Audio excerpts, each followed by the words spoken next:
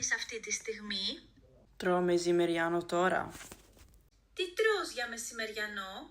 Ik este pasta με tampos vegetaiky μας στα ελληνικά. Minced κρέατος σημαίνει κιμάς στα γερμανικά. Εντάξει, λοιπόν, τρώω μαρακάρα με κύμα. Πολύ καλό. Ακούγεται πεντανόστιμο. Σου αρέσει το μεσημεριανό σου? Ai, μου αρέσει το μεσημεριανό. Ai, μου αρέσει το μεσημεριανό μου. Εινai πολύ απλοκάει den τσεριετετάει πολύς χρόνος για να είμαστε. Πολύ καλό.